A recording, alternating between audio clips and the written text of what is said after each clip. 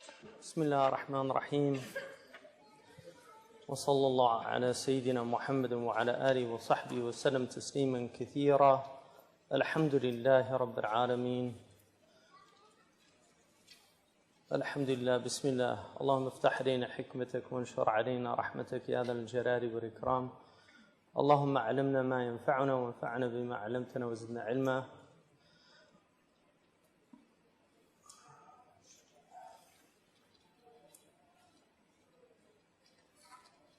اللهم وفقنا توفيق الصالحين.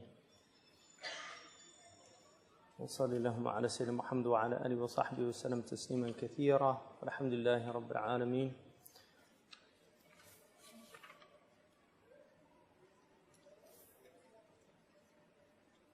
Did we get to we did the 7th, didn't we? We're on the 6th? Yeah. So inshallah, we'll finish today. Did we finish the 7th? So yeah, the 6th. Bismillah.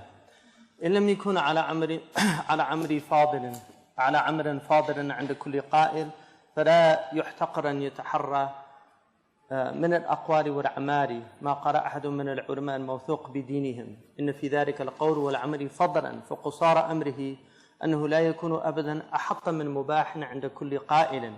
So this 6th maqam is that if you're not in something that's virtuous, then you'll be in something that's, if you're not in the most virtuous thing, you're in something that's less than this, and it differs from the other in that it can also be where the ulama differ about something, whether it's virtuous or not. So he says, if he's not in a virtuous action that everybody agrees on, فَلَا يَحْتَقِرْ أَنْ يَتَحَرَّى مِنَ الْأَقْوَالِ وَالْأَعْمَالِ مَا قَالَ أَحَدٌ مِنَ الْعُلَمَاءِ الْمَوْثُوقِ بِدِينِهِمْ. He doesn't diminish seeking out those words and those actions that some among the ulama who are trustworthy in their religion have said that it's virtuous to do. So the extent of his affair is that he's never in anything less than the mubah with everybody. So in other words, some of the things he's doing are going to be mubah, just permissible according to some ulama, and according to others they'll be virtuous. This is the 6th maqam. فَقَدْ قَالَ مَالِكٌ إِنَّ نَظَرَ الْمُبَاحِ مَعْصِيَةٌ لَا يُوفَى بِهِ. For example, Imam Malik said that to make to make an oath about something that's permitted, you don't fulfill that oath. Nadar is only for things like, I swear I'm going to walk to Al-Quds. Because Quds is one of the places that's visited in our religion and recommended, you fulfill that oath. But for something that's not, that's simply permitted, like making an oath to visit somebody, then those things aren't fulfilled. And then he says, بِخِلَافْ مَخْتُرِفَ فِي مَشْرُوعِيَّتِهِ فَقَالَ إِنَّهُ يَلْزِمُ الْوَفَاءُ بِهِ. And so there's others that say he has to fulfill it. وَلَا يُجْزِي هَدْيُ دِيكٍ وَلَا هَدْيُ مَعِيبٍ. So some say you can't do a chicken. It has to be to expiate, you have to do more than a chicken. Or a ma'ib, something that has a defect in it. فَإِنْ فَعَلَ ذَلِكَ أَوْ نَظَرَهُ لَزِمَهُ الْمَعِيبُ وَلَمْ يَزَلْهُ الدِّيكُ. So if he did that from his oath, then he would still have to do the one that's deficient, but not the chicken. مُرَاعَةً لِلْخِلَافِ. Because there's a khilaf about the ma'ib where there's no khilaf about the chicken. So this is where he's doing something that somebody said. وَسَيَأْتِي أَيْضًا بَسْطُ هَذَا فِي هَذَا الْمَقَامِ فِي التَّرَقِّي.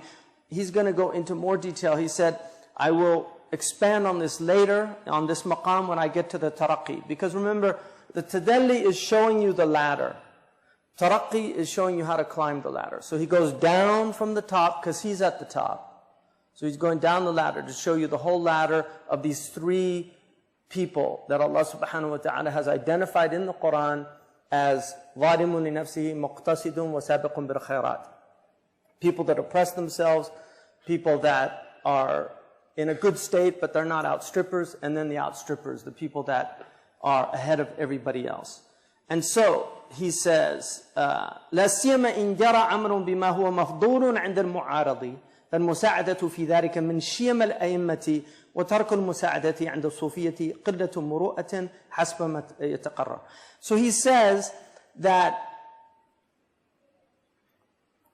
if the action is in accordance with this thing that is less virtuous, then it's even more important to recognize it, even if there's people that say you shouldn't do it. And he says because to encourage those things is from the shim of the A'immah. It's the quality of the Imams. It's their character. And to leave that encouragement with the Sufis especially is not from muru'ah. It's not from just virtuous nature, the dignity of people. وانظر قول الإمام الفصل بين الشفع والوتر بالسلام هو الشأن.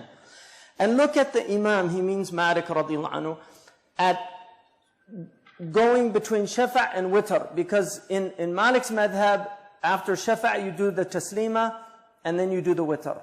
According to the Hanafis, you don't, you join the shafa' and witr. But Imam Malik said, قال اتبعه ولا تخالفه. Follow it. It was said to him, فإن صليت مع من لا يفصل. If you're praying with somebody that doesn't split, Imam Malik said, اتبعه ولا تخالفه. Follow him and don't go against his practice. وَلَوْ كُنْتُ صَانِعُهُ لَمْ أُسَلِّمْ بَيْنَ الْإِثْنَتَيْنِ وَالْوَاحِدَةِ. And if I was doing it, Malik, I wouldn't say the taslima between the two. Because you could do it anyway, right? Because you're praying behind him. He still wouldn't do it. Qari ibn Rushd, Ibn Rushd, the great Andalusian faqih, said, يعني مالك أنه لو أوتر بالناس لعارض يعرضه بإمامهم الذي من شأن أن يوتر بثلاث لا يفصل بينهن لم يخالف فعله في ترك الفصل. So if he's praying behind somebody that does this, he wouldn't go against his practice. وفي المدونة قال مالك من صلى خلف من يرى أن السجود في النقص بعد السلام لا يشدد معه حتى يسلمه فإن الخلاف شر. Imam Malik said in the Mudawwana, if you pray behind somebody who thinks that the sujood is from deficiency is after the salam, because Malik differentiates. If it's ziyada, if it's a commission, right, then you do it after the salam.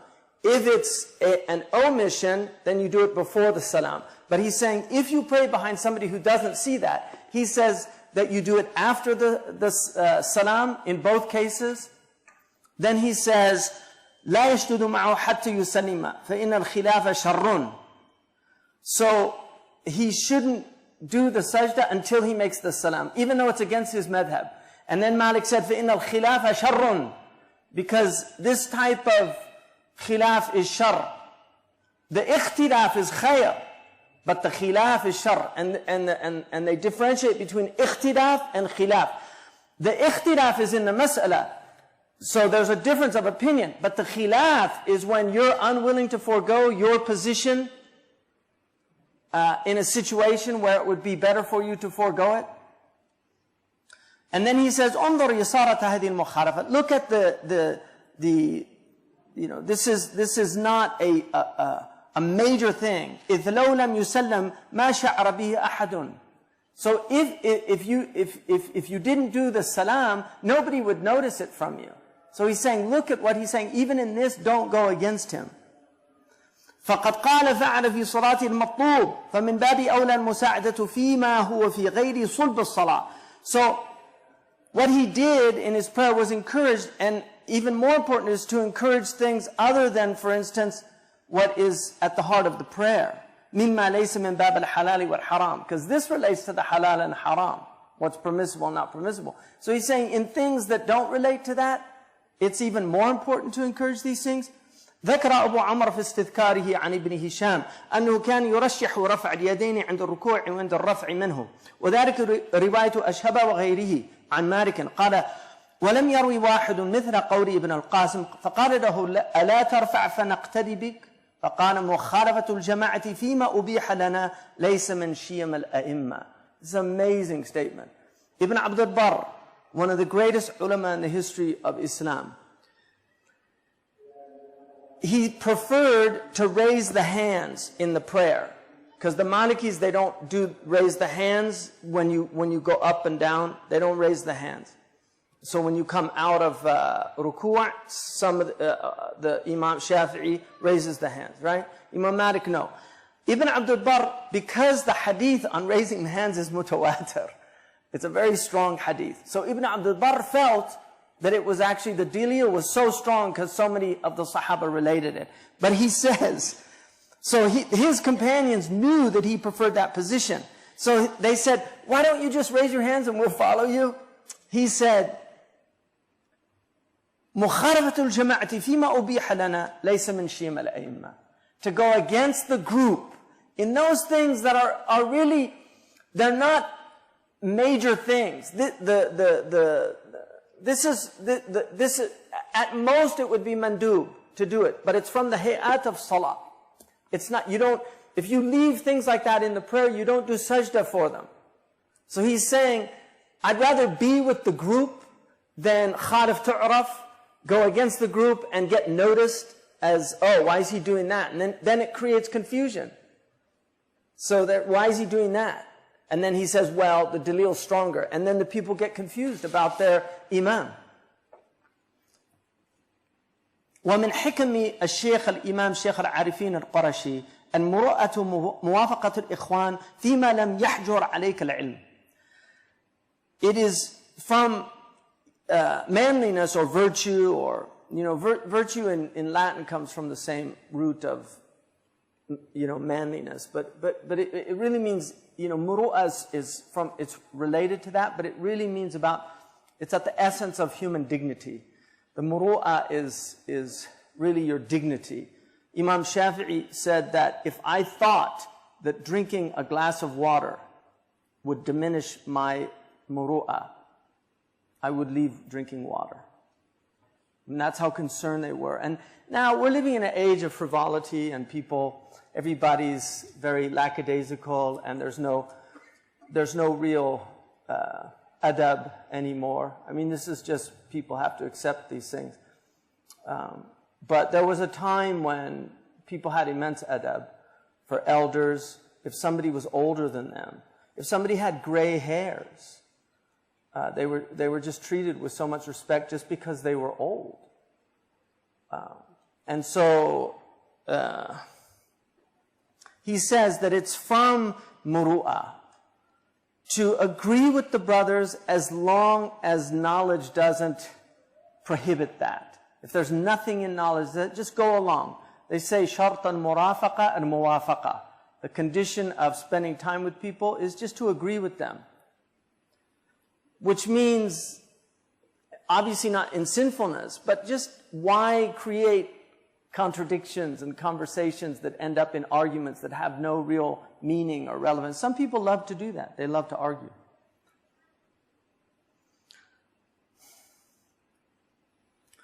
وسيأتي قول أبي عمر من شأن العالم أن يذهب مع الناس في السعة والرخصة ما لم يخاف المأثم. And also from Abu Umar, he says, it's of the nature of the scholar that he makes things easy for people and gives them licenses as long as he's not afraid of some sinfulness. وَكُلُّ مَا تُرْضِي بِهِ جَلِيسَكَ مِمَّا لَا إِثْمَ فِيهِ فَلَا تَبْخَلْ بِهِ. Everything that will make the one you're sitting with, your companion, that will please him, as long as there's no sinfulness in it, don't stint him in that, or her. Don't be a miser. Don't stint them that thing that's going to make them happy.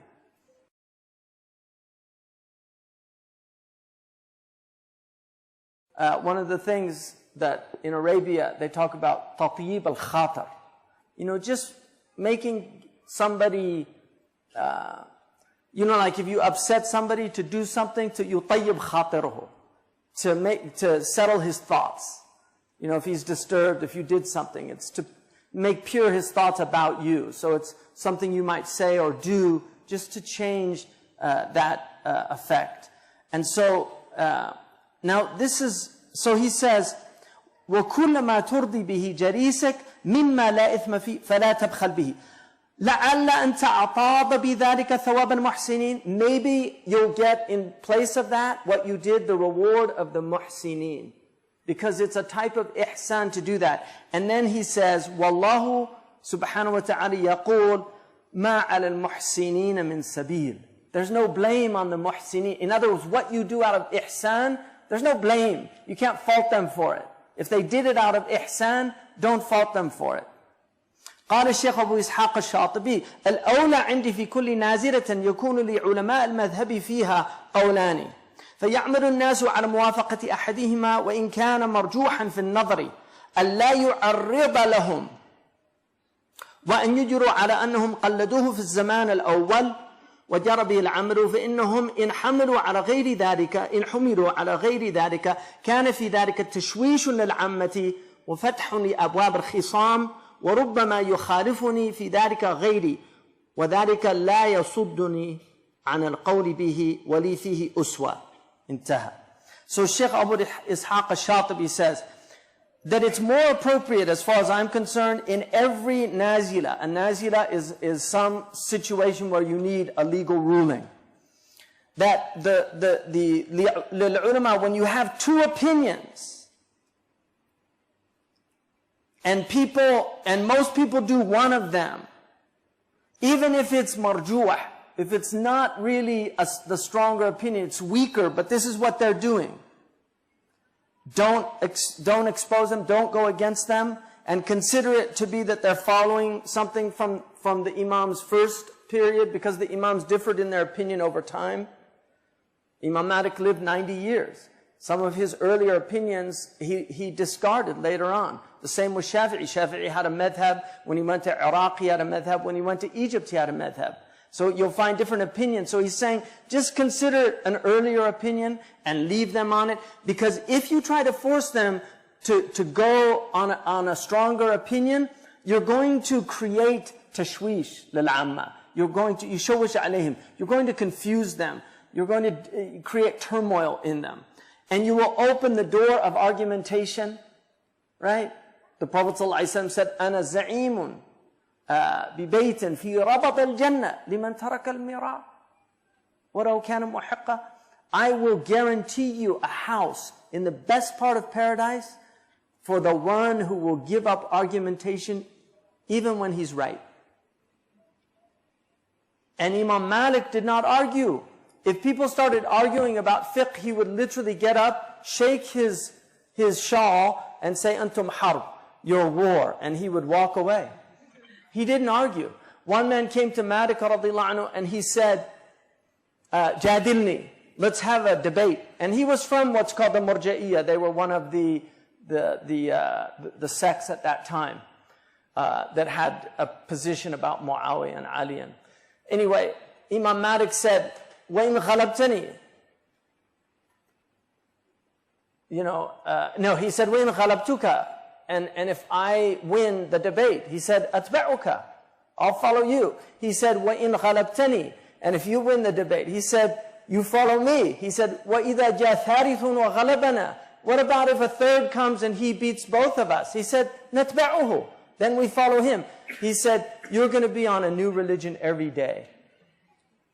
See you later. In other words, what I have, I feel certain about. I don't need to debate these things. He's in a lineage of tradition. He took this from a rightly guided group of scholars. He gave it to a rightly guided group of scholars. They transmit it to a rightly guided school. يَحْمِلُ هَذَا الْعِلْمِ مِنْ كُلِّ قَرْنٍ عُدُولُهُ. They will carry this knowledge in every generation, upright people. In other words, we don't need to rediscover Islam in every generation. Islam has already been discovered. It's already been discovered. You don't need to rediscover it because you discover some new thing or a new hadith that you didn't know about. They've already been through all of the hadiths. They've already done it all. It's been done. We don't need to have those arguments and debates anymore. But you have to find people in that tradition, in this line of scholars, and they differ. Undeniably, the scholars differ, but his point is the great ones were like Shatibi. If it's a difference of opinion, if the people are doing something, even if it's less preferred, you should do that, just because you don't want to confuse people. This religion is not about confusion, it's about guidance. But people say, A'udhu billah ya akhi, you're leaving a dalil for a weaker dalil? No. I'm maintaining the unity of the Muslims, which is stronger than following that sunnah that you're saying is a stronger dalil. The Prophet this is what he would do in this situation to preserve the unity. This is the ijtihad. So he says that maybe others will differ with me about this, Ash-Shatibi, but that doesn't prevent me from saying it. And I have good examples for this, right? The great scholars before him. أما سيدي ابن السراج رحمه الله كان لا يرضى هذا المأخذ في الحلال والحرام. But Ibn Siraj, another one of the great ulama, he said he was not content with this if it dealt with halal and haram. He said for the sunnah and for the jaizat, mandubat and things like that, that's fine. But if it was halal and haram, يأخذ به في فضائل الشريعة عكس الشاطبي. He said, take it in the fada'il, in the virtuous things. وقد وقع لي حكاية ذكرته في الأصل الذي خرجت منه هذا. ولم يزل الشيخ رحمه الله يقول ما زلت تصعب علي الفتية فيما يكون النص بحكم والأمر جار بخلافه ويمثل لنا ذلك بمن وهب موضع سكناه وعاد لسكناه بعد عام. النص أنه باطل والأمر بخلافه وكذلك إذا اختلعت الزوجة بنفقة الولد إلى سقوط ذلك عن الأب شرعا. فقول مالك وابن القاسم في المدونة وابن وهب وابن العبد الحكم ومطرف وأصبغ إنه لا يلزمها ما أناف على الحولين من نفقة الولد. قال المخزومي يلزمها ذلك. So he's going to show examples that really bothered him. For instance, if somebody gave as a gift his residence, but then he came back a year later and took it back. And the Prophet ﷺ mentioned that the one who takes back his gift is like a dog that laps up his vomit. So he said that the text says that it's invalid, but in Andalusia they actually considered it acceptable. So he's saying that's a situation where I can't. Or a woman who pays to get divorced through the money of her child. And he gives other examples of that. So he's saying that these are things that he didn't feel comfortable with doing. فمن ذلك نص الشيخ الشيوخ ابن لب قال الشيخ أبو حسن ابن زرقون ورد الخبر بمسح الوجه باليدين عند انقضاء الدعاء. There's a hadith that the Prophet ﷺ wiped his hands over his face at the end of a dua. The Andalusians and the Malikis tended not to do that, and this was a khilaf. And so Ibn Lubbin said, أشار بهذا حديث الترمذي وكان إذا صلى الله عليه وسلم رفع يديه في الدعاء لم يحطهما حتى يمسح بهما وجهه. So that's a hadith in الترمذي, and it's a good hadith. And so وصححه الترمذي وحديث أبي درداء قال رسول الله سلوا الله ببطون أكفكم فإذا فرغتم فامسحوا بها وجوهكم. That's even stronger because there's a qawl in the hadith, if the Prophet ﷺ does something, then that's of less weight, according to the majority of scholars, than if he commands to do something. If he tells you to do it, it has even stronger weight. So he's saying these hadiths are strong. قال الإمام العارف بالله شمس الدين البلادي ومن آداب الدعاء كذا وكذا. From the adab, from the comportment or the courtesies of prayer or oration, that you should do this and this. And then he said, وَيَمْسَحُ وَجْهُ بِكَفَّيْهِ لِمَا رَوَاهُ أَبُو داود وَالْبَزَّارُ وَابْنُ حِبَّانِ وَابْنُ مَاجَةَ وَالْحَاكِمْ فِي الْمُسْتَدْرَكِ بِأَسَانِيدَ جَيِّدَةٍ جِدًّا بِهَذَا النَّص. So he's saying, the great scholar Shamsuddin al-Biladi said, we should do this. وكذلك السيد مفتي تونس البرزري قال يؤيد مسح الوجه عقب الدعاء حديث الترمذي. And also the great mufti of Tunis al-Barzari. So he's showing that these great ulama said this. This was a big debate in Andalusia, like about putting the hand. So he's bringing it out because it was an issue in his time. It's not really an issue in our time. But the point is, we have other issues that are very similar to this. So you get the point. He's saying, look at what we're fighting over. These are not things that people should be fighting over. And so he goes on, there's quite a bit of that. And at the end he says, ذكر أن التقليد إنه هو في الأحكام ومسائل الآداب ليس من هذا. That taqleed is in the ahkam. It's not in virtuous actions. If you have a hadith where the Prophet ﷺ tells you to do something that's from the fada'il, it's not taqleed. Like if you're reading a hadith or your teacher teaches you something that is virtuous, what he's saying is this isn't really taqleed because it's a hadith of the Prophet. So you have a hujjah for it. Now obviously you have to know if it's ma'mulun bihi or not. That's another matter. But that's his point. وَهَمَمْتُ أَنْ أَنْقُلَ كَلَامِ ابْنِ الْعَرَبِي فِي السِّرَاجِ. I wanted to relate the kalam of Ibn al-Arabi, what he said in the Siraj, and I wish we had that book, Siraj al-Muridin. ثم بدأ لي فأنظره عند قوله he's going to wait for later. وسيأتي في التكلم عن هذا المقام بالترقي مثل هذا عن ابن عرفة والبرزري والشيخ الشيوخ ابن لب.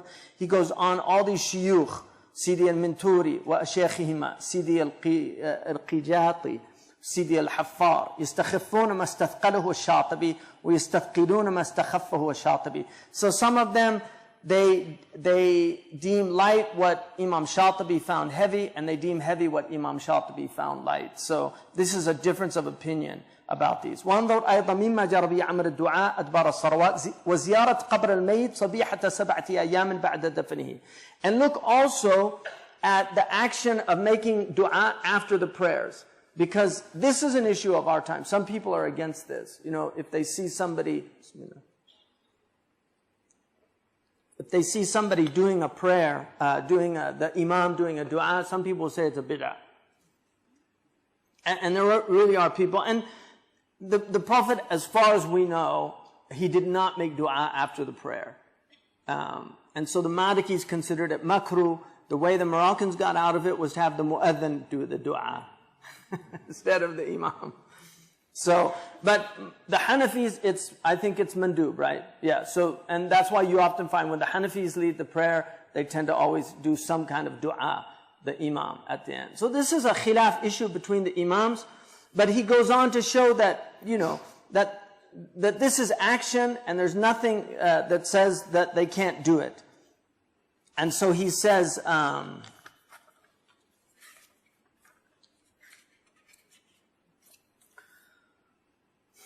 so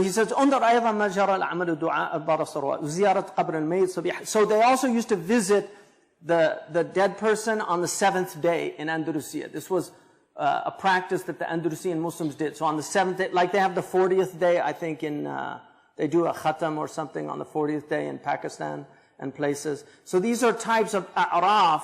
They're norms that people do as practices.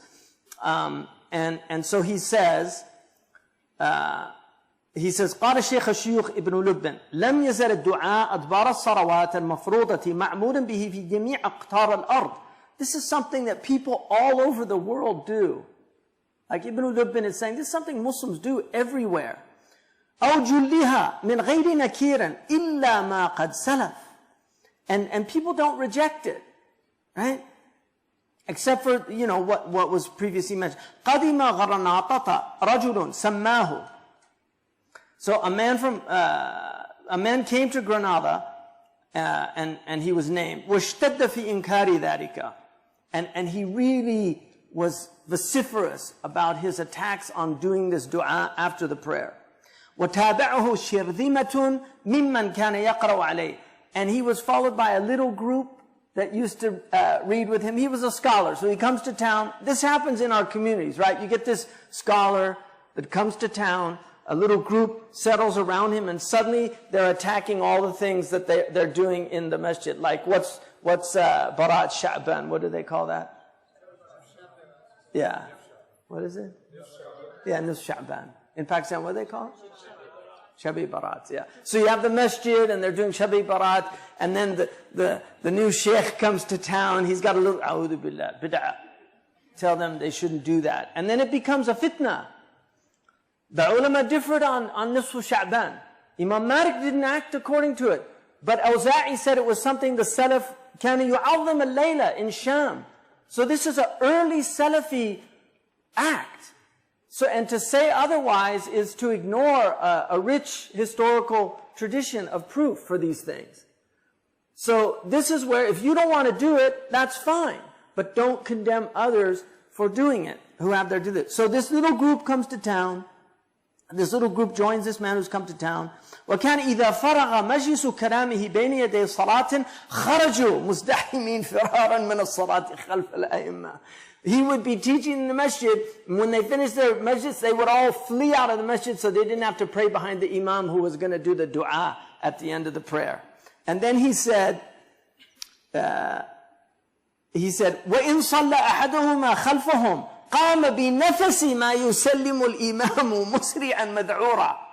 And if one of them did pray behind the imam, with the same breath the imam is saying, Salaam alaikum, he's leaving the masjid, so he doesn't hear the dua. And then he says, كَالْخَائِذِ أَنْ يَمُسُّهُ الدُّعَى بِنَصَبٍ.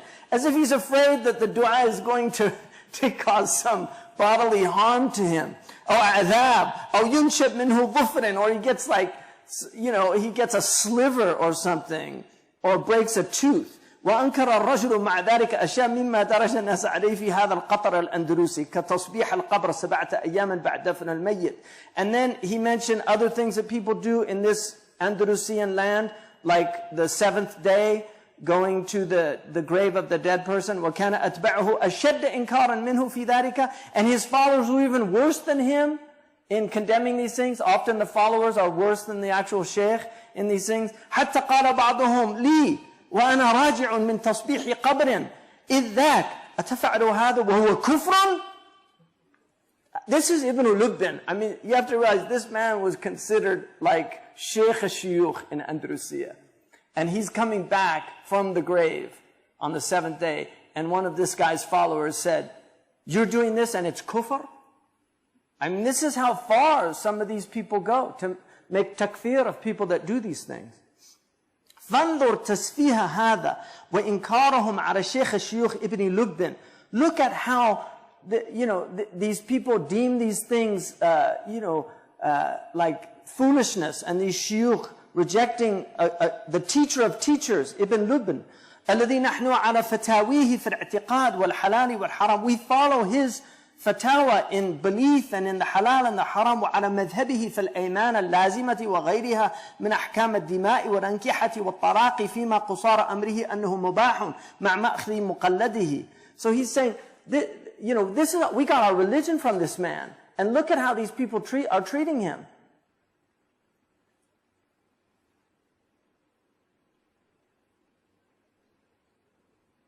And he said, وَالْقَائِرِ فِي حَلَالِ وَالْحَرَامِ أَنَّهُ إِذَا جَرَى عَمْرٌ بِقَوْلٍ مَرْجُوحٍ فِي النَّظَرِ أَنَّهُ لَا يُعَرِّضُ لِلنَّاسِ فِي ذَلِكَ. So if something is marjuh, if they have a dalil but it's not as strong, but this is what the people are doing, then you're not supposed to confront them about these things. Just leave them in their actions.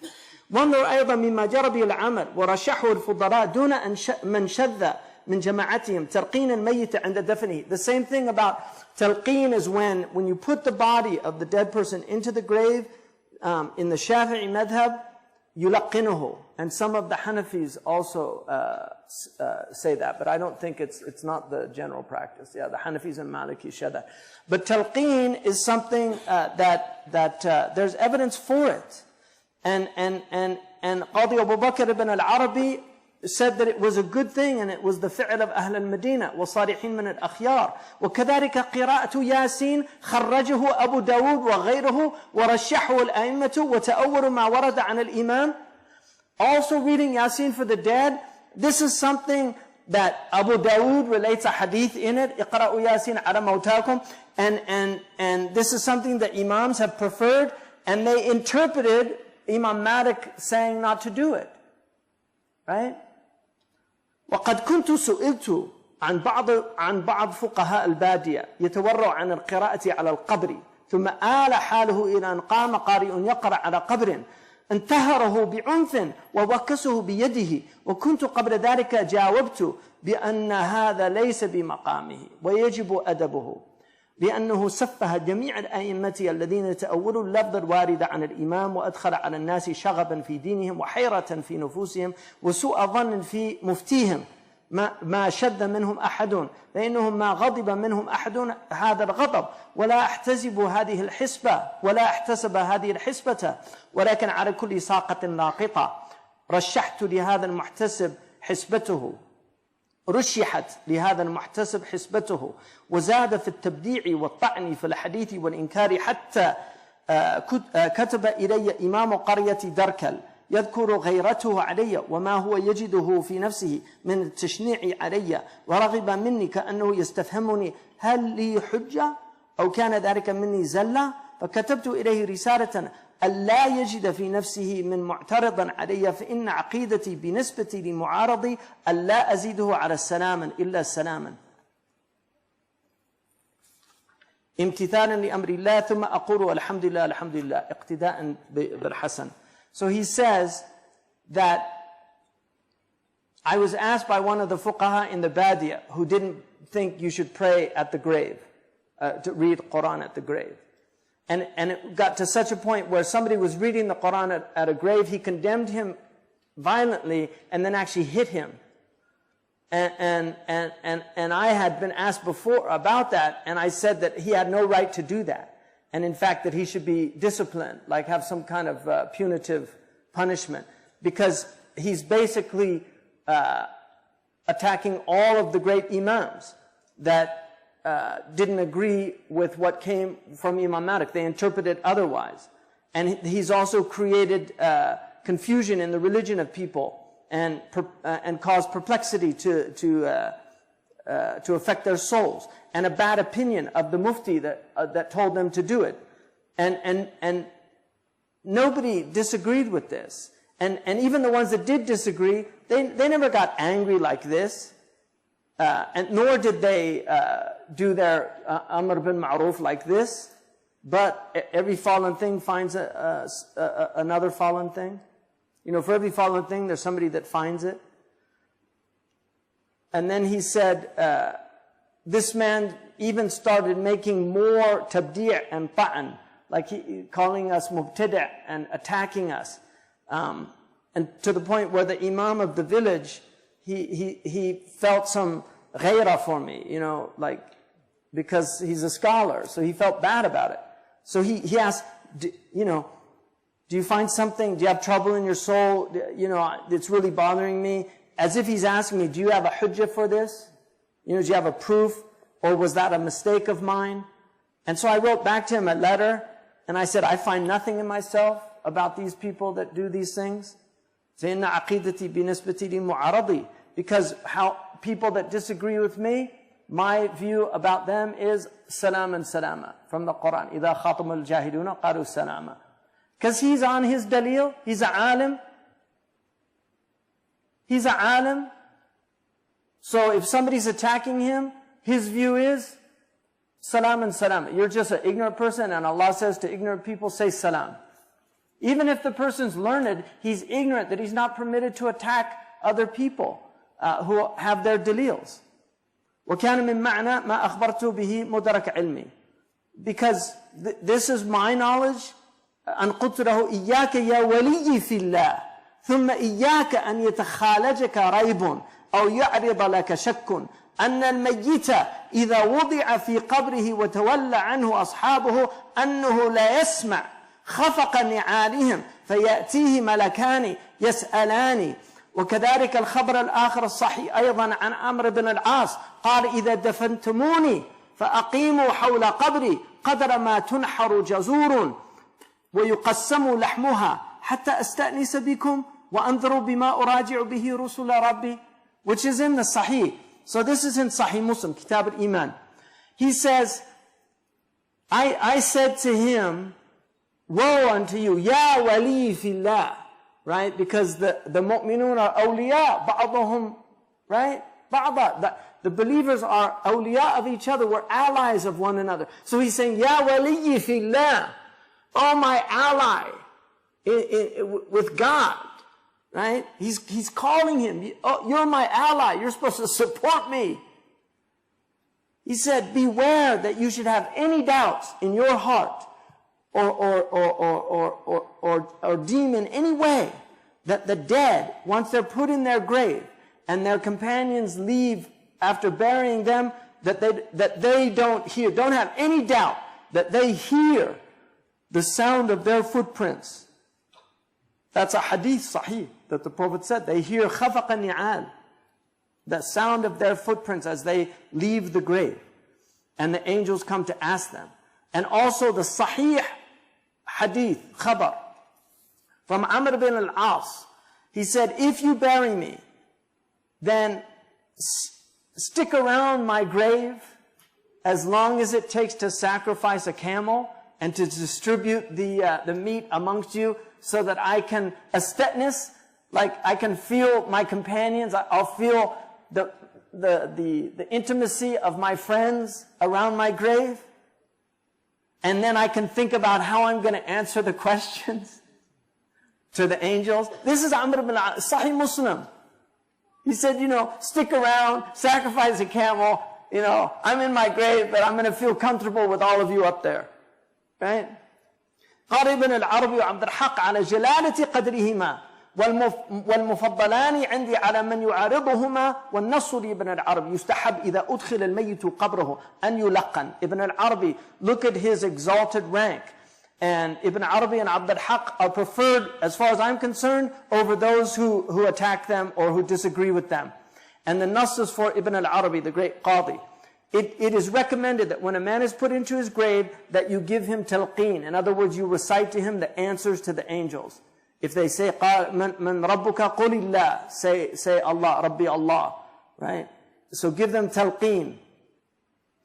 And then he said, and then Ibn al-Arabi said, وَهَذَا التَّلْقِينُ مُسْتَحَبْ. It's recommended. قال هو فعل أهل المدينة والصالحين من الأخيار. And this is something the people of Medina used to do, and the righteous amongst the best of people.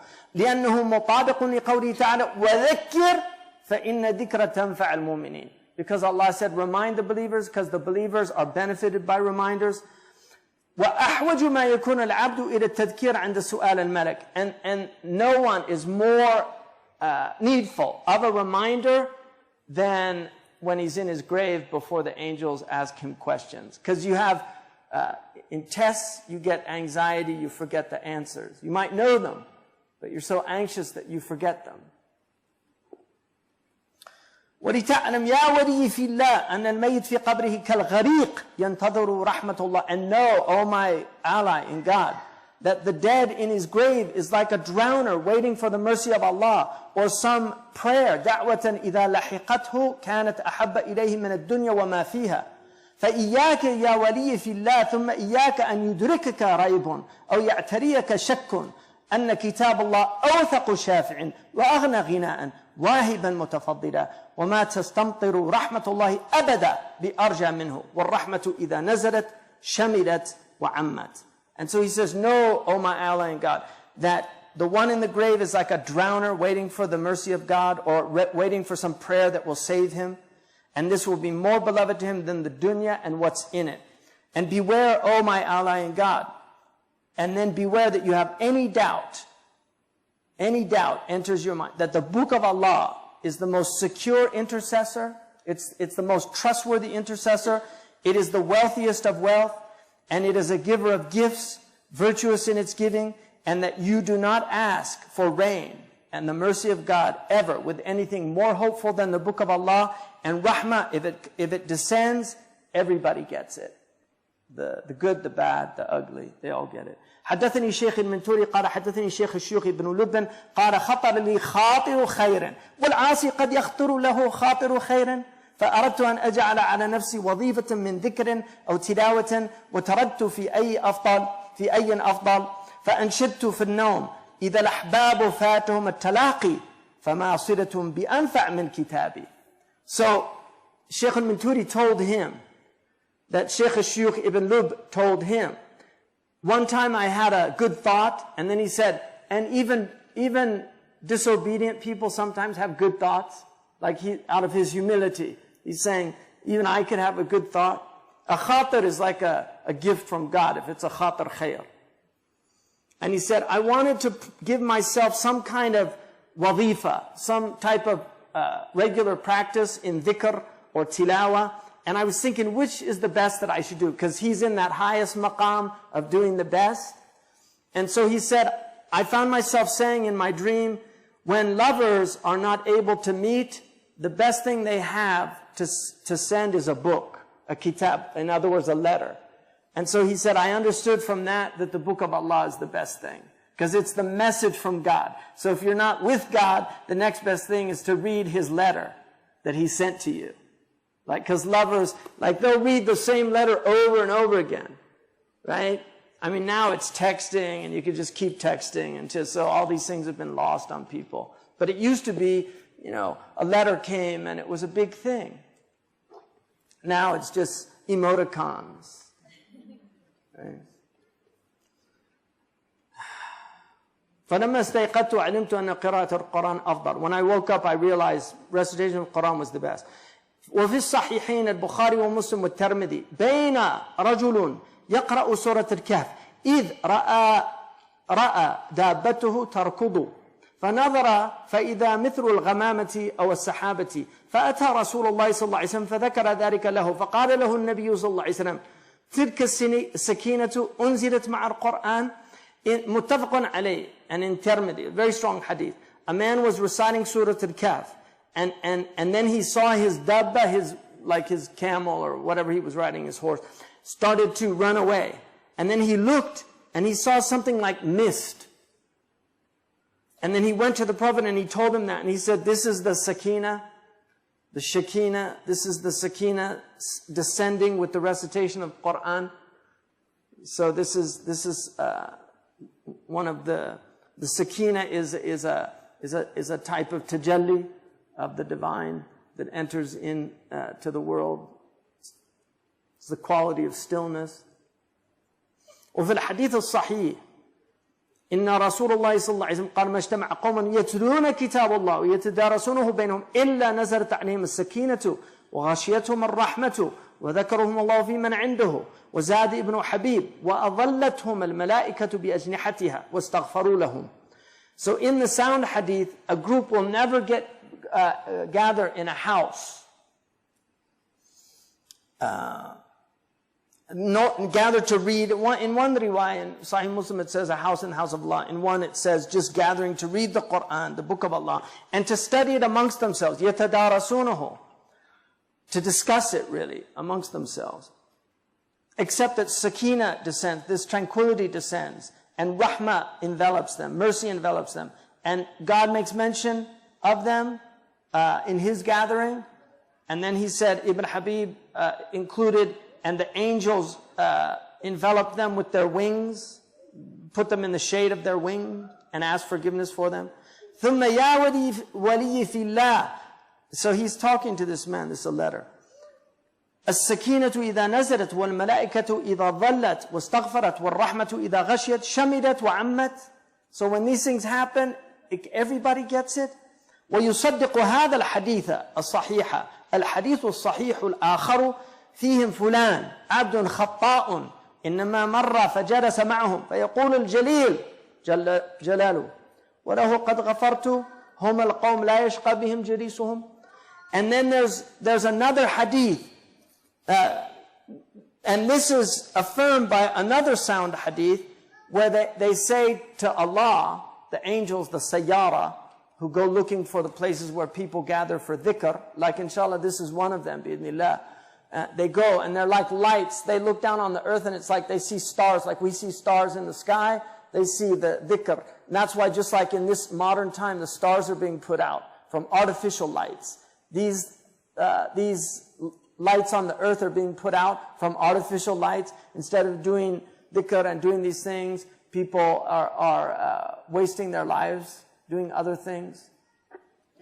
So he says, there's a sinful servant amongst them. He simply passed by and sat with them. And the Exalted says, I've forgiven him also, because these are people that even the one sitting with them is not forsaken. فمن باب أولى يا ولي في الله إن شاء الله من كان الاجتماع من أجله والقراءة له. وقد ثبت في الصحيح عن رسول الله صلى الله عليه وسلم قال ما من مسلم يموت فيقوم على جنازته 40 رجلا لا يشركون بالله شيئا إلا شفعهم الله فيه.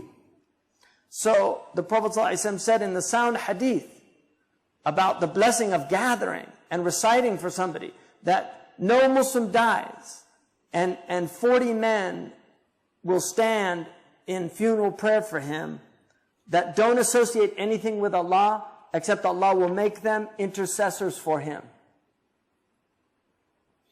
حدثني الشيخ المنتوري, his teacher, عن الأستاذ أبي عمر عن الأستاذ أبو الحسن القرطبي عن الراوية أبي عمر بن حوط الله عن القاضي أبو الخطاب عن أبو القاسم ابن بشكوال عن أبي محمد بن يربوع عن أبي محمد بن خزرج عن أبي محمد الخزرجي قال أخبرني أبو عبد الله القروي في المسجد الجامع بقرطبة قال كنت بمصر فأتاني نعي أبي فوجدت عليه وجدا شديدا فبلغ ذلك الشيخ أبو الطيب بن غلبون المقري فوجه بي فأتيته فجعل يصبرني ويذكرني ثواب الصبر على المصيبة والرزية ثم قال لي ارجع إلى ما هو أعود عليك وعلى الميت من أفعال البر والخير مثل الصدقة وما شاكلها وأمرني أن أقرأ عنه قل هو الله أحد 11 مرة في كل ليلة ثم قال لي أحدثك في ذلك بحديث. So he gives this riwayah, and there's a blessing in mentioning their names, and he says that Sheikh al-Minturi heard this, that Abu Abdullah al-Qarawi was in the Masjid al-Jami' in Qurtuba, and he said, I had been in Egypt. So he's telling this story, the Sheikh. I had been in Egypt, and somebody came to let me know that my father had died. And I was emotionally grieved by this. He said he really found wajdan shadida. He became very distraught emotionally about this. And so his sheikh, somebody told Sheikh Abu Tayyib bin Ghalboon al-Muqri that he was very upset. So he told me to come. So I went to him, and he started telling me, be patient, and he was giving me reminders about the reward of patience when calamities afflict. And then he said, go back to what you were doing of good, and also that your father used to do, from righteousness, bir and khair, like charity and those type of things. And then he told me, and read for him قُلْ هُوَ اللَّهُ أَحَدٌ 10 times every night as something to give to your father. And then he said, أُحَدِّثُكَ فِي ذَلِكِ بِحَدِيث. I'll tell you a story about that. قال كان رجل معروف بالخير والفضل فرأى في منامه كأنه في مقبرة مصر وكأن الناس قد نشروا في مقابرهم وكأنه مشى خلفهم ليسألهم عن الشيء الذي أوجب نهوضهم إلى الجهة التي توجهوا إليها فوجد رجلا على حفرته قد تخلف عن جماعتهم فسأله عن القوم إلى أين يريدون فقال إلى رحمة جاءتهم يقتسمونها فقال فهلا مضيت معهم قال إني قد قنعت بما يأتيني من ولدي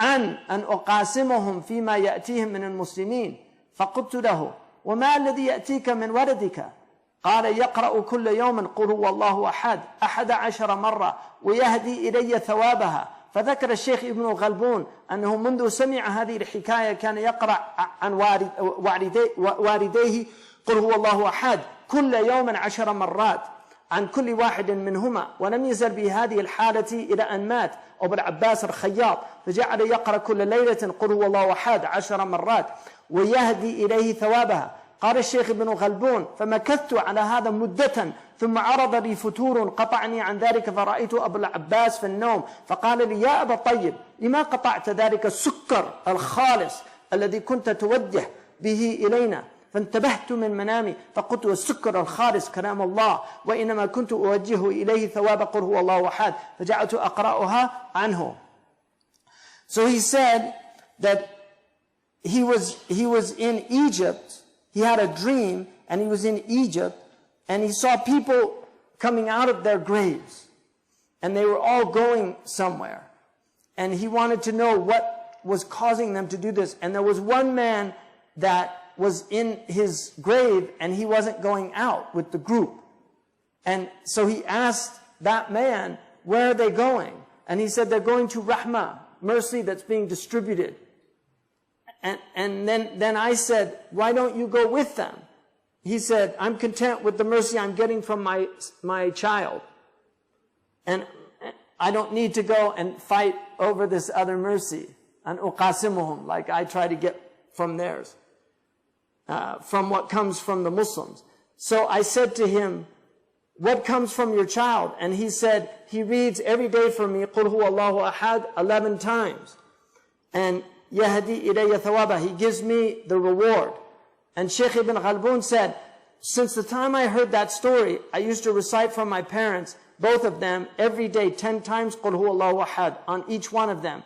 And I continued to do this until Abu al-Abbas al-Khayyat died. And then I would recite every night for him and give him the reward of that. And then he said, and then over time I started getting tired and I stopped doing it. And then I saw Abu al-Abbas al-Khayyat in a dream. And he said to me, Abu Tayyib, why did you stop giving me that pure sugar that you used to give to me? And when I woke up, I realized that the pure sugar was the words of Allah. And that I was giving him the reward of that. And so I started reciting it again. Ibn Rushdin, in his fatwas, said, إذا قرأ الرجل ووهب ثواب قراءتي لميت جاز ذلك وحصل للميت أجره وحصل له نفعه. He said, if a man recites and gives the reward of that recitation to a dead person, it's permissible for him to do that, and he'll get the dead person will get the reward, and he'll benefit from that also. And then he said, وانظر إذا كانت القراءة عند القبر فقد تقدم أن سبب نزول الرحمة هي أرجى للنفع.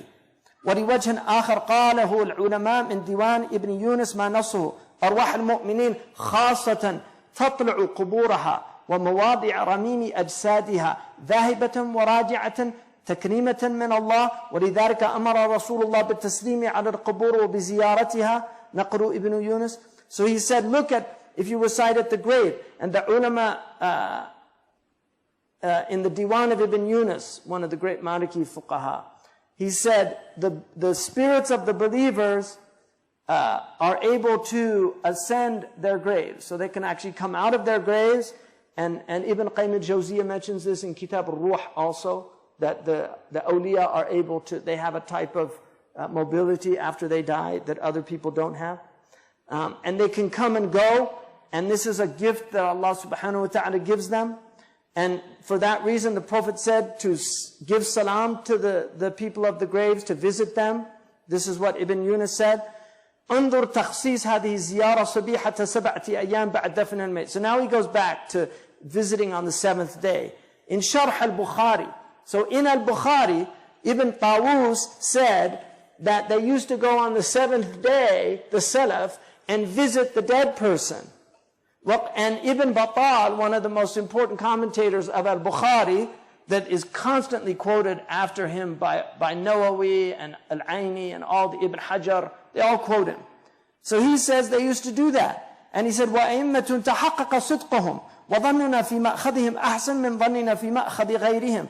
These are imams that we believe them and trust them. And we would take from them before we take from others. So if they said we can do it, then we're going to do it. ولما تكلم أبو عمر في شرح موطأ على قول حين خرج إلى القبور قال السلام عليكم حين قدم من سفر فقام على باب عائشة فقال السلام عليك يا رسول الله السلام عليك يا أبا بكر السلام عليك يا أبتي. Aisha, if she came from a journey, she used to go to the Prophet ﷺ and she would say Assalamu alaikum ya Rasulullah, and then she would say Assalamu alaikum Abu Bakr, and then she would say Assalamu alaikum ya Abati.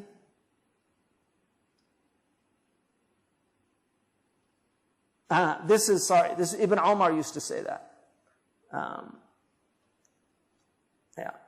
Ibn Umar used to say, he would go and visit the Prophet, and he would say salam to the Prophet, and then to Abu Bakr, and then to his father. وَقَالَ وَكَانَ عَامَرْ إِذَا خَرَجَ إِلَى الْقُبُورِ يَقُولُ أَلَا تُسَلِّمُونَ فَيَرُدُّونَ عَلَيْكُمْ.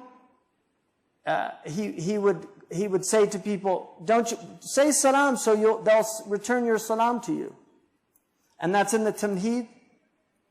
وقال أبو عمر هذا كثير جدا في الأخبار وذهب إليه أكثر أهل العلم واستدلوا عليه بقوله ما أنتم بأسمع منهم. The Prophet said, you don't hear better than they do, when he was talking to the people in the graves at Badr, when they were in the well.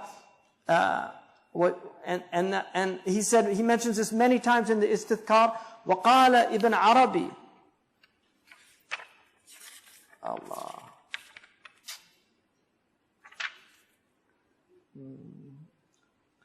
That it's permissible to visit the graves. وقد ثبت أن النبي صلى الله عليه وسلم خرج بأمر ربي إلى أهل البقيع يستغفر لهم. And we know in the Sahih, in Muslim, the Prophet صلى الله عليه وسلم was told to go out and visit Baqi' and pray for them. And Ibn al-Arabi in his commentary, he said, had he wanted, he could have told him to stay in his house and pray for them. Why did he say go to the graveyard and pray for them? He said Allah wanted to make this a practice of the Muslims. And so the Prophet did it so that we could do it after him. كان محمد بن واسع يزور القبور يوم الجمعة. He used to visit, Muhammad bin Wasi' used to visit the graves every Jum'ah. And he would say that, they said, why don't you visit on Mondays? He said, because I heard that the dead are told about their visitors on Friday, that you're going to get these visitors. And on the day before and the day after, Imam Baji, the great Andalusian muhaddith, said, and faqih, إنما أمرت عائشة أن يمر عليها بجنازة سعد. When Sa'd ibn Mu'adh died, she said, bring his bier by me. Because I think it's Sa'd ibn Abi Waqqas probably. Allahu a'lam. But she said, bring his bier beside me. أن يحضر لتدعو له بحضرتي. She wanted to see him. She could have made dua for him, but she said, when you go, take him to the graveyard, pass by me, because she wanted to see him. لأن مشاهدته تدعو إلى الإشفاق والاجتهاد له. Because in seeing him, it's going to make you even stronger in wanting to pray for them. ولذلك يسع إلى الجنائز. That's why we go to the janaiz. And it's not enough just to pray for them in our homes, but to actually witness the burial. ولم يذكر ابن عرفة في ديوانه الفقهي إلا استحباب القراءة على القبر لحديث الجريدتين. And Ibn Arafah also said that it was mandub to recite at the grave based on the hadith of the Jaridatain, where the Prophet took these two people were being punished in their grave. Because he didn't guard himself from urine, and the other because he was neglectful in his wudu. And so the Prophet put two moist palm frods on the graves, and he said, لَعَلَ اللَّهُ يُخَفِّفُ عَنْهُمَا مَا لَمْ يَبِسَ. As long as these don't dry up, maybe Allah will be easy on them in their grave.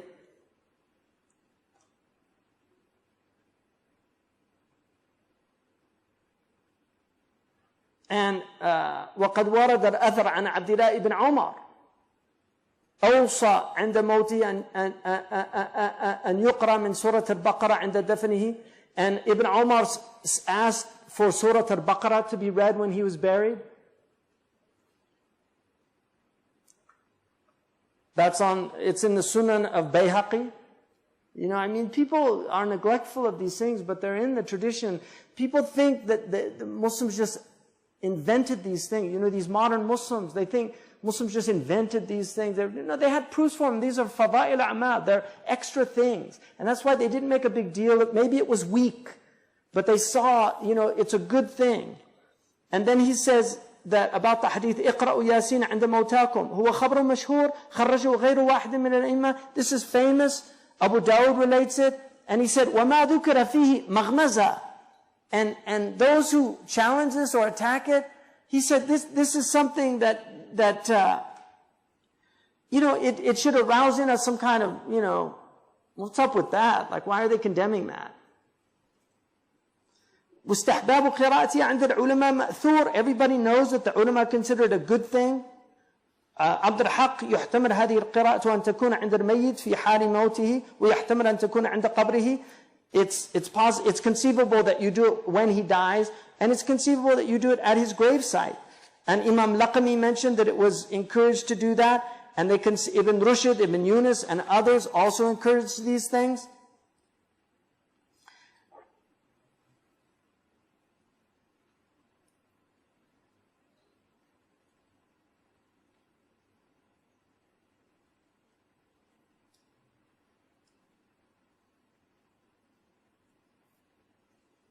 And he goes on that this is the madhab of the Imams. Look at what Imam Shihabuddin al-Qarafi said. لا خلاف أن بركة القرآن تصل للميت. There's no doubt, there's no difference of opinion that the blessing of Quran will reach the dead. كما ثبت أنه يحصل له بركة الرجل الصالح يدفن بجنبه. Also, being buried next to a righteous person is beneficial to you. ويبقى النظر في ثواب القراءة. But as for the reward of the qira'ah, in other words, the blessing is there. There's no doubt. Because anybody who says the Quran doesn't have barakah, it's kufr. But does the reward get to him? He said that's where the difference of opinion is. وقال الذي ينبغي أن لا تهمل هذه المسألة فلعل الحق هو الوصول إلى الموتى. إن هذه أمور مغيبة عنا وليس الخلاف فيها في حكم شرعيا. He said that it's important to remember this should not be set aside, that it's likely that the reward will reach the dead because these are unseen matters, and this is not a khilaf about a hukm shar'i. This is not a khilaf about a legal ruling. هو في أمر واقع هل هو كذلك أو لا. It's just about is it this or is it that? Does he get the reward or doesn't he? That's the debate. قال وكذلك التهليل الذي عادة الناس يعملونه اليوم, and also saying لا إله إلا الله that many people do now when there's a funeral, they all say لا إله إلا الله. وينبغي أن يعمل ويعتمد في ذلك على فضل الله تعالى. We should do these things and trust in the bounty of Allah that He's merciful. ويلتمس فضل الله تعالى بكل سبب ممكن. The grace of God should be sought in every possible thing. ومن الله الجود والإحسان وهذا هو اللائق بالعبد. فقد تحصر مما قرأته أن شتان بين من هو على أمر تحمل عهدته موثوق بعلمه ودينه أنه مشروع وبين من هو على مباح لا قائل إنه مشروع ولكن قد يصير المباح مكرمة أو مكرمة بنسبة كقول مالك. So he said, in the end, look, what a big difference is the one who acts upon something, does an action, the responsibility of which trustworthy scholars have taken it upon themselves that it's a good action to do. So you're following trustworthy scholars, that it's mashru', that it's permissible to do that. And between the one who's just doing some permissible thing that nobody said anything about. And then he says, and sometimes permissible things can become noble deeds. Look at what Malik said. لو علمت أن قلبي يصلح بالجلوس على كناسة لجلست عليها. Imam Malik in Tartib, and this is a riwayah that Qadi Iyad relates. Imam Malik said, if I thought my heart would be rectified by sitting on a garbage heap, I would do it.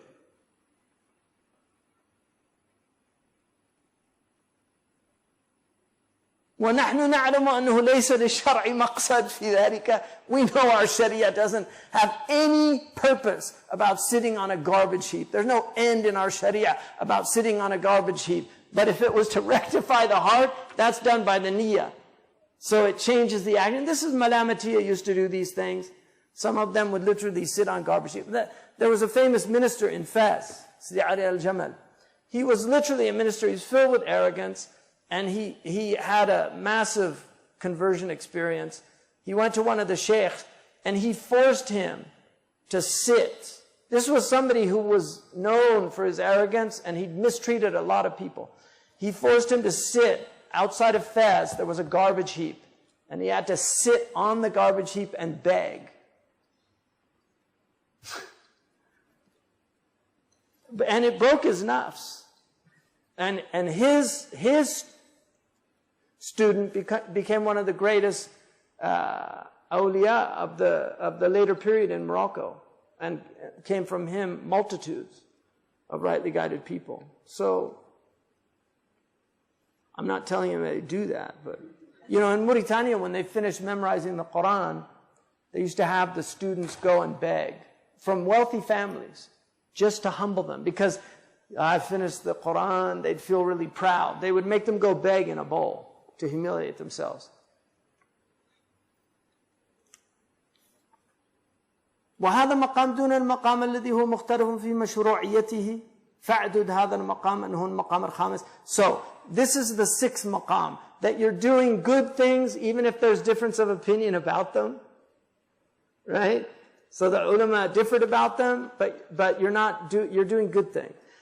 The fifth maqam, and these are shorter, but I want to get through them. I really want to finish today, so it's not much more time. هو من حيث الفتوى المفتي مباح. As far as the mufti gives the fatwa, it's permissible. ولكنه يصير مكرومة أو مكرمة بالنية. So these are about permissible things that become noble deeds based on your intention. This is the fifth maqam. You're doing permissible things, but because you have a good intention, they become good deeds. So for instance, he says, من حضرت له نية في مباح ولم تحضر في فضيلة فالمباح أولى. If you have an intention about a permitted thing and you don't have one about a virtue, then the permitted thing is better for you. So the example of that is that you have a niyyah about eating and drinking and sleeping. ليريح نفسه ويتقوى على العبادة. He wants to sleep so he'll be stronger, give his soul some rest so he can be stronger in his ibadah in the future. And وليس تنبعث نفسه في الحال للصوم والصلاة والنوم فالنوم والأكل هو الأفضل له. And he doesn't feel like praying or fasting at the time, he feels like sleeping. Then sleep and eating is better for him in that situation. Because his intention is to do it in order to want to pray and fast and do these things. وعندي أن هذا هو دون هذا المقام الذي قصرت الكلام عليه. This is less than the maqam that I didn't talk a lot about. إنما عنيت بهذا المقام أن يتحرى من المباحات ما يكسبه رقة في قلبه. That he should seek out in this maqam those mubahat that will help him acquire a brittleness in his heart, like visiting places where righteous people are, or drinking from the qadah of the Prophet ﷺ, or preferring the people of Wad al-Aqiq. Imam Malik preferred them, كما حكى مالك عن نفسه. وإدارة ابن عمر ناقته. Or Ibn Umar, when he took his camel and he moved around, they said, what are you doing? He said, I saw the Prophet do that. They said, there used to be a rock there. He said, I don't care. Yeah, I just saw the Prophet do that. I want to do it. What he did. So he said that فهذا كلها مقاصد لذاتها تنتظم في سلك المندوبات فما من مباح إلا يصير مكرمة بل مكرمات بسبب النية. There's no permissible thing except that it can be a noble deed or even more than one because of the intention that you have in doing it. والمعصية هي التي لا تنقلب أبدا مكرمة بسبب النية إلا أنهم استثنوا من هذا مصلحة شرعية لم تنال إلا بمفسدة دونها. And they considered no معصية can be a good thing unless it's in order to ward off a worse thing. وَأَعْدُدْ هذا من المقام بعد هذا. So now we're in the fourth maqam.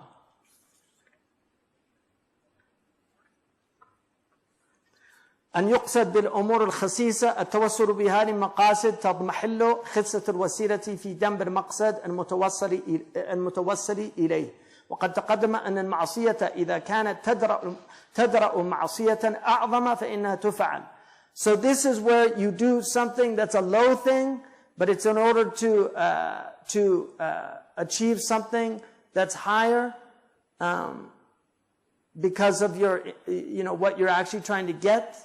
And so he says, sometimes المعصية إذا كانت تدرى معصية أعظم, something that is normally unacceptable, if it wards off something that's even worse, then it can be done. كالكذب بنسبة لنجاة معصوم الدم من القتل, like lying in order to save somebody who's going to be unjustly killed. أو من أخذ مال, or stealing his wealth. And the Sufiya بل غيرهم كإمامنا مالك بنسبة لصلاح القلب, and like what Imam Malik said about sitting on a garbage heap if it would rectify his heart. Ibn Abbad said, إذا جاز لمن غص باللقمة من طعام حلال أن يسيغها بجرعة من الخمر إذا لم يجد غيره مع أن تحريمه مقطوع به ولا تفوته إلا حياة فانية فلأن يجوز مثل هذا إذا تعين أولى إذ يفوته بذلك الحياة الباقية والقرب من الله. So Ibn Abbad said, if it's permissible for somebody who's choking on a morsel of food from halal food to help swallow it by drinking a gulp of wine, if he can't find anything else, even though everybody agrees that wine is haram, and what he'll lose is his fani life, this ephemeral life of the world. So how could you say it's not permissible to do something even more important, that because of it he could lose his eternal life? And then he says, أنا بمثل هذا ما يستدفع المريد من الدواخل على قلبي. And what's meant by this is those things that somebody on a path to God will use to ward off those things that enter into his heart. Because everybody should be working on their heart with both knowledge and action. As for knowledge, it's like what the hikam of Ibn Ata'illah says. الناس يمدحونك بما يظنون فيك فكن أنت ذما لنفسك بما تعلمه منها. People praise you because what they think is good about you. You should blame yourself because of what you know about yourself. ومن جهل المريد أن يترك يقين ما عنده لما يظنه الناس. And from the ignorance of a seeker of God is that he will leave what he's certain in himself about for the opinions of others.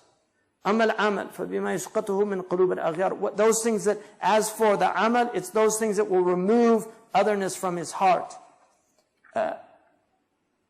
And المباحات بلا شره لقصد تقويته على طاعة عبادات.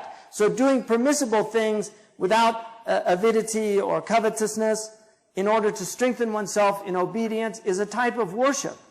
In fact, it could be an obligation, like sleeping after staying awake for a long time, so you need a lot of rest. Or eating or drinking after being hungry or thirsty that's affected your health.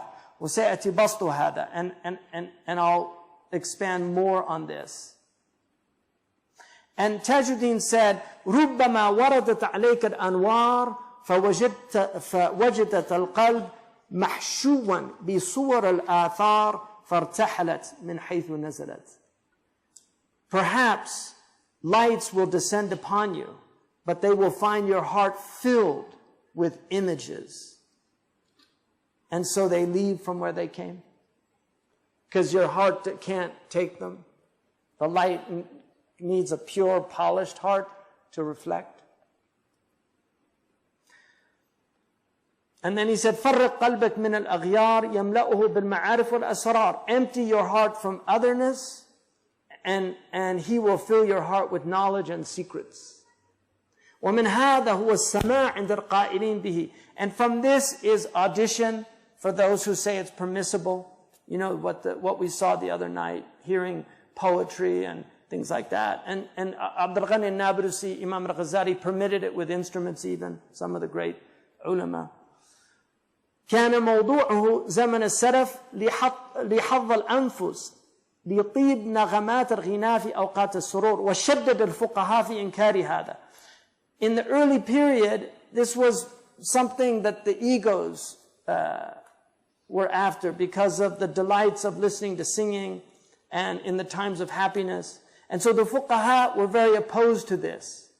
فقال أسبغ لا يكون الغناء إلا في العرس للنساء خاصة. Asbagh, the great Maliki scholar, said, that singing or music should only be in a wedding with women. There's a khilaf. Some said that the men could also have that, but generally it was for the women. Bidaffi or duffi wal kabar. Al-kabar is the two-sided drum. So the duff is like the one-sided, the tambourine type. And then tambur is the tambourine. But the duff, and then the kabar had two sides. So they hit on both sides. So he said having a duff and a kabar, hamalan, leave them to their own devices, whatever they want to do with it, they can do. Aw bi dhikrillah, or they can do dhikr like they do the igaun in Mauritania. They go to the wedding and they sing La ilaha illallah and other things. So they can sing poetry, doesn't have hamalan, doesn't have to be dhikr, or they can do dhikr, aw tasbihan, aw tahmidan, ala ma hada, on those things that are permissible to do. Aw bi rajin khafif, or reciting poetry, nothing with a munkar in it, something bad, or going on for too long of a time where it becomes neglectful. Qari ibn Rushd, la farq fi hada bayna al-rijali wa nisa. Ibn Rushd said, we don't differentiate between men and women in this. They both can do it. وقال ابن العربي قول أسبغ لا يكون إلا للنساء ويكره حضوره لذي الهيئة فاسد. Ibn al-Arabi says, as for Asbagh saying only women can do this, or that dhil hay'a, somebody who is a notable, can't do this, he said, we don't accept this, it's fasid, it's invalid. لأن النبي صلى الله عليه وسلم حضر ضرب الدف. The Prophet صلى الله عليه وسلم himself heard a drum being beat. ولا يصح أن يكون ذو الهيئة أعظم من النبي. Nobody is more notable than the Prophet ﷺ. So this idea that a notable couldn't do that is false. قال عياض ومثل العرس أعياد المسلمين ما أفرحهم. And this goes not only for weddings, but also for gatherings of Muslims, for their Eids, for the times when they gather for happiness. And then he says, like when لقدوم غائب أو لولادة أو ختان, like when somebody's born, you can have the women get together and have these baby showers and things like that, which they should do after, not before. Because you never know what happens. It's not good to do that. It should be done after.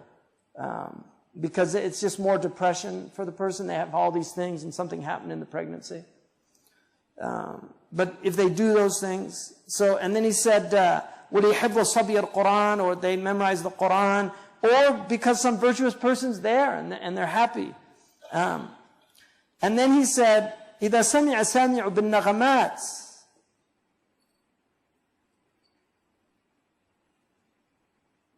ذكر عتابا أو وصلا أو هجرا أو قربا أو بعدا أو تلهف على فائت أو تعطش إلى منتظر أو شوق إلى وارد أو طمع أو يأس أو وحشة أو استئناس أو وفاء بعهد أو نقض عهد أو خوف فراق أو فرح بوصال أو غير ذلك مما يشتمل عليه لفظ السماع.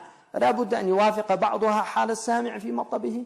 So when you're listening to the audition, they recite different things. So you're going to hear blame, you're going to hear meeting with or somebody who left, or nearness and farness, or a desire for something that's lost, or a thirst to see something you're waiting for, or a desire for somebody to come, or some covetousness, or ya'as, despair, or wahsha, loneliness, or isti'nas, intimacy, or wafa'an bi'ahad, or somebody who fulfills his oath, or somebody who breaks his oath, or afraid of being separated from somebody, or joy over reconnecting with somebody, and other things. So these are all the things that are going to be in the poetry. So he's saying something is going to affect the person, because everybody's in different states. And that's the purpose of sama' is to affect the heart. فَيَجْرِي ذَلِكَ مَجْرَ الْقَدَّاحِ الَّذِي يُوَرِّي زِنَادَ قَلْبِهِ. So the likeness of this is like a flint that strikes and ignites the heart. That's what sama' is supposed to do. فيكون له مجال رحب في تنزيل الألفاظ على أحواله فإن كان الغالب على السامع هوى محرما فيهيجه هذا السماع إلى السعي في الحرام. But if the person is not well and he's got haram desires, then the sama' can actually encourage him to do the haram and go to the haram. Or if he has permissible desires, it might encourage him to do that, or affect him in desiring something, or fearing losing something, or hoping to meet. all of these things can happen, but sama' is mubah. Whatever the sami', the one listening, happens to him is another thing, because those are his states. And then, so there's two things. You can get لذة نفسه وتعلق بأوصاف ربه ولكن في هذا الحال نقص من جهة ما فيه من حظ نفسه. So you can get some pleasure from it, like people have pleasure from music, or you can get something that causes you to connect with the attributes of your Lord. And he said, but there's still deficiency in it because the nafs has a portion of it. So it's not like sama' was something that they were saying was a great thing. But if that's how people feel closer to God, it's helpful. قالوا في هذا من عرف ما يطلب هان عليه ما يبذل. And it's been said, whoever knows what they're searching for, it's insignificant, whatever they expend for it. So when you know what you want, you're willing to give up things for that goal. وقد تبين بهذا أن السماع قط ما هو مقصود لا عند الصوفية ولا عند الفقهاء. But it should be clear to you, sama' is not some end goal, neither with the Sufis or with the fuqaha. Then we ask, هل هو وسيلة? Is it a means? كثير من العلماء ينكرون أن يكون وسيلة لجد. وجميع الصوفية وكثير من العلماء بأحكام الله يتحملون عهدة أنه وسيلة. Many of the ulama reject it, that it's a means to being serious in your religion. All of the Sufis and also many of the ulama of the ahkam of Allah, they bear responsibility for it as a means. قال القشيري في رسالته إن الرذباري كان أعلم الناس بالطريقة من أصحاب الجنيد. Imam al-Qushayri mentions in his Risala that Rudhabari was one of the most learned people of the path of Imam Junaid's companions. وقال ليتنا تخلصنا من هذا السماع رأسا برأس. Would that we could get rid of this sama' without distinction. In other words, this type of sama' is good, this type's not. Just, would that we didn't do it at all. وقال ابن سبكي نعتقد أن طريق الجنيد وصحبه طريق مقوم والجنيد يقول السماع فتنة لمن طلبه. We believe that the path of Junaid and his companions is a sound, upright path. And Imam al-Junaid said, sama', this dhikr with singing and instruments, inshad, the type of things that a lot of people do. He said it's a fitna for people who seek it out. وَرَاحَةٌ لِمَنْ صَادَفَهُ. But it's a nice thing if you just happen upon it. It's not something you went looking for. وَحَرَّمُوا حُضُورُهُ عَلَى الْعَوَامِ. Some of them prohibited that common people should go. فَإِنَّ السَّمَعَ بِالنَّغَمَاتِ يَتَلَذَّذُ بِهِ الْفَاسِقُ وَالسَّفِيهُ. Because they can have a bad effect on the fasiq and the profligate and the foolish ones. وَالطِّفْلُ وَالصَّغِيرُ الصغير and small children. وَمَنْ قَصَدَ التَّوَسُّلْ بِهِ مَعَ هَؤُلَاءِ السَّامِعِينَ لَهُ بِحَظِّ نَفْسٍ لَا يَخْفَى مَا فِيهِ. And those who are trying to get some portion of listening to it, it shouldn't be hidden that, their nafs has a portion of that. فَإِنْ قَصَدَ مُجَرَّدَ السَّمَاعِ لَا لِمَعْنٍ آخَرٍ تَبَرَّأْ مِنْهُ الْعُلَمَاءِ. If he just wants to hear it as a musical thing, then the ulama have nothing to do with that. تَبَرَّأْ, they're free of that, because it's not. In other words, there's a khilaf, but in that there's no khilaf. All of the ulama are against that. إمام الطريق الجنيد لقوله طالب السماع مجردا هو من المفتونين. Seeking audition just on its own without any purpose from it, these are people that are in fitna. اللهم إن كان كما قال الجنيد إلا إن كان العم الغوغاء. So as for the غوغاء, and now we're going to get to the last maqams. 3 more.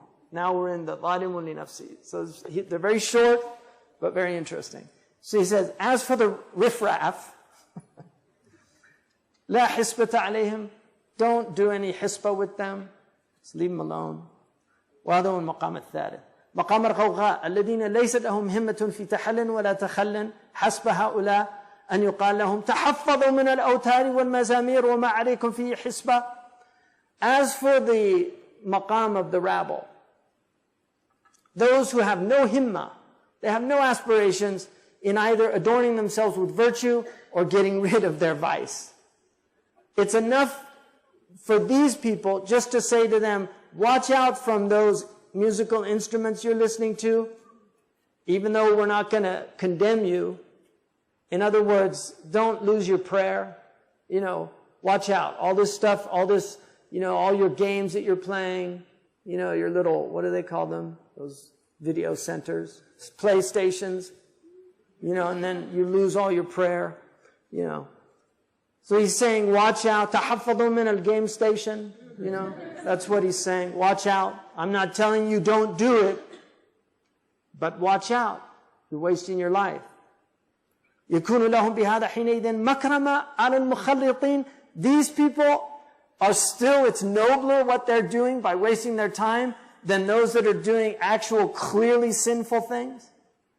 So this is the first maqam of the ظَالِمٌ لِنَفْسِهِ.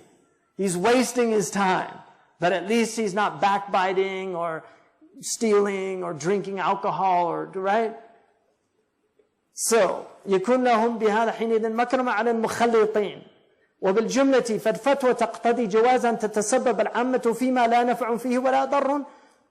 The fatwa here demands that these people should be allowed to do things that are of no harm and no benefit. Real harm. I mean, they're harmful, but not that serious, dangerous harm that puts them in a mortal sin. وإن كان هذا مأخذا خسيسا. This is a low thing. فَنَفْسُ الْمُتَوَجِّهِ نَحْوُ أَخَص. And the person that's satisfied with this is even lower. إِذَا كَانَ إِن تَرَكَ وَاشْتَغَلَ بِمَا عَلَيْهِ فِيهِ تَبَعًا. If, had he left this thing, he would be in something even worse. This is the criteria. So if he's going to be in something worse, it's better he's in this thing. فَالرَّقْصُ وَاللَّهْوُ لِلْغَوْغَاءِ إِذَا لَمْ يَتْرُكُوا لِأَجْلِهِ فَرْضًا. Let them dance. Let them have their entertainment. This is for them, the غوغاء, Lady Gaga, right? إِذَا لَمْ يَتْرُكُوا لِأَجْلِهِ فَرْضًا. Right? She's actually not in this, but it's interesting she has that name, Gaga, because that's also غوغاء. That's another word for these people, you know, the Gaga, Lady Gaga. إِذَا لَمْ يَتْرُكُوا لِأَجْلِهِ فَرْضًا وَلَا حَسِبُوهُ عِبَادًا. As long as they don't think it's ibadah either. خَيْرٌ مِنْ أَكْلِ الْعِرْضِ. It's better than their backbiting. ثُمَّ مِنْ دُونِ هَذَا الْمَقَامِ مَقَامٌ آخَرٌ. Then the next one, مقام المخلط المبتلى بالمخالفة والعياذ بالله. This is the maqam of the mukhallat. Because Allah says, وَآخَرُونَ اعْتَرَفُوا بِذُنُوبِهِمْ خَلَطُوا عَمْلًا صَالِحًا وَآخَرَ سَيِّئًا. These are people that admit their sins and they mix good deeds with bad deeds, right? So Allah subhanahu wa ta'ala mentions them, and عَسَى اللَّهُ أَنْ يَتُوبَ, right, عَلَيْهِمْ. So perhaps Allah will make tawbah on them. So, وهذا المقام هو أخص مقام. ولكن ليس قد كالمسرف على نفسه. So the مخلط المبتلى is not the same as the musrif. That's the lowest. So you have these three maqams. The one who's khasis, but he's still in things that aren't really sinful per se, right? And he's doing his fard. So he's watching TV, but he stops in the middle of the football game, turns it off to pray, right? Got it? Yeah, that's this person. But the musrif ala nafsi, that's the lowest. وهذا المقام هو أخص مقام وقد تدليت من المقام الأعلى إلى هذا المقام أعني مقام المسرف على نفسي. So I've gone down from the highest مقام, now we're down to the مسرف على نفسي. فلنرجع بالترقي على هذه المقامات إلى المقام الذي بدأت به وبه إن شاء الله أختم ختم الله لي به وبمنه وفضله. So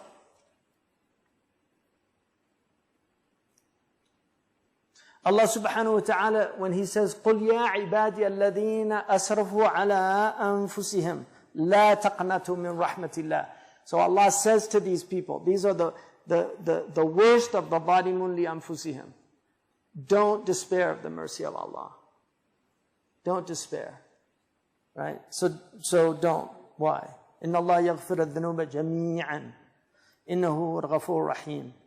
وَأَنِيبُوا إِلَىٰ رَبِّكُمْ وَأَسْلِمُوا لَهُ, and turn back to your Lord and submit to Him. So they're Muslims, but they're not in submission. They're usat, but they're Muslims. So Allah is saying, أَنِيبُوا إِلَىٰ رَبِّكُمْ وَأَسْلِمُوا لَهُ. Come back to God and submit to Him. So, لَا تَقْنَطُوا. Right? Don't despair. And that's why all of these people are from this ummah. ثُمَّ أَوْرَثْنَا الْكِتَابَ الَّذِينَ اصْطَفَيْنَا مِنْ عِبَادِنَا فَمِنْهُمْ ظَالِمٌ لِنَفْسِهِ. These are the ظَالِمٌ لِنَفْسِهِ. The first one, they waste their life in things of no benefit. The lower than them are those who mix good deeds with bad deeds, so they're doing ma'asiyah. And then even lower than them, al-musrifun. They've completely wasted their life. They don't even do the fard. So they say, La ilaha illallah, Muhammad Rasulullah. They don't pray. Their fast is neglected. All these things. They might not pay their zakat, but they're still Muslims. If you ask them, are you Muslim? They say, Ashhadu an la ilaha illallah, Ashhadu Muhammad Rasulullah. I'm a Muslim. They're still Muslim. But they're zalimun li nafsihi, and they're the lowest of the degrees. So these 9 degrees, they're at the bottom. Now,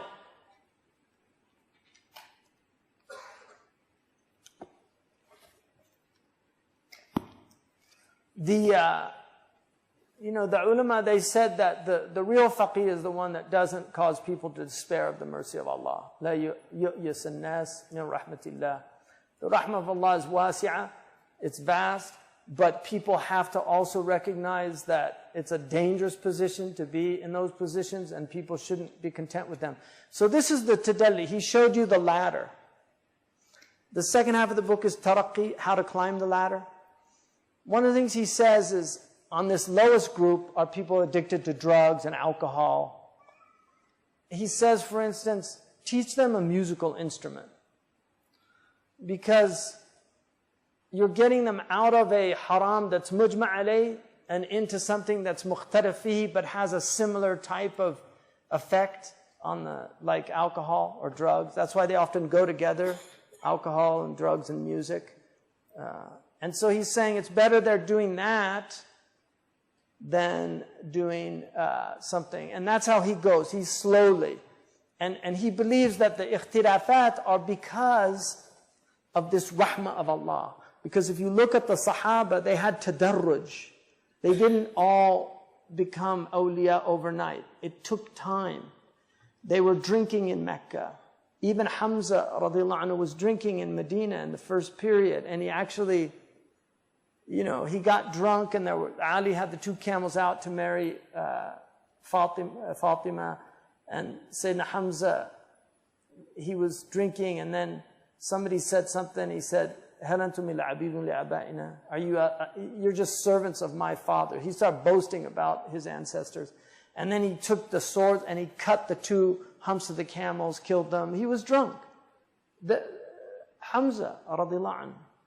So they didn't just come in like people expect Muslims, what's wrong with you? No, they go slow. And that's what he's saying is help people get better. Don't expect them to be at that 9th maqam. That's not where you start. That's where you end. You might be starting in that first one. ظَالِمٌ لِنَفْسِهِ مُسْرِفٌ عَلَى نَفْسِهِ. Really in a bad shape. That might be where you start. Now some people can have a powerful conversion and just do 180. That happens. Undeniably, that happens. People have Malcolm had a conversion like that. He went from, they called him Satan in prison, and he went and became really, really completely straight as an arrow. That happens, but that's not the norm. And so help people get better. And another dangerous one is when you go to the extreme of trying to do too much. So you have to take your time. So this is the wisdom of our tradition, of our ulama. I hope, I didn't think I'd get through this, but I'm glad I did. So I hope it was beneficial. I really think if these things were applied in our community, that it would resolve a lot of these conflicts over religion. But I will say, conflicts over religion are not necessarily a bad thing also, because it's indicative of the fact that religion is still important in our community. There are many communities that could care less. some Christians will often say, what are the Muslims going on about? They don't care. A lot of the Christians don't care about their religion anymore because the religion is just disappearing. They don't see these things. Whereas the early religious community of the Christians was very strong. They had huge debates about things. They had debate about wealth. One of the biggest debates in early Christianity was whether or not you could be a rich person and a Christian. That was a huge debate because they really thought that you should give all your money away and serve the poor and to be a true Christian. They debated about war because Christ clearly, with the exception of the money changers, it's indicative that he's nonviolent. Although there are some verses in there, let he who hath no sword sell his garment to buy a sword. And then in the other, when the Romans are trying to take him, he says, Peter lifts his sword, I think. He says, he who lives by the sword shall die by the sword. So there's things in there, let the dead bury the dead. There's things in there that are very unusual and difficult to penetrate. He definitely was not with the revolutionaries. He wasn't with the zealots. There's no indication, even though he lived under Roman occupation, there's no indication that he was part of the zealots, because they were there. And when they tried to trick him, asking about the coin, what should we pay taxes? And he said, who's on the coin? And he said, the head of Caesar. He said, give unto Caesar that which is Caesar's, give unto God that which is God. It was if he said that, these are riwayat without isnad as far as we're concerned, if he said that. But it's a very clever answer to respond to. So the fact that Muslims still do debate about moon sighting is, it's sad that a lot of these debates are a result of not understanding this type of fiqh, but at the same time, it should encourage us that there are many Muslims that still take their religion very seriously and want to do the right thing and are trying to find the right answer. And then there's others that have sickness in their heart. They just love fitna, and we have a lot of fitna causers in our community. We should try to avoid those. Are there any questions, or is time up? Time's up, yeah. So we should pray, inshallah. Subhanakallah wa bihamdika ashhadu an la ilaha illa anta astaghfiruka wa atubu ilaik. So I did the tadalli. You saw the ladder. You can think about where you are on that ladder. Assalamu alaikum.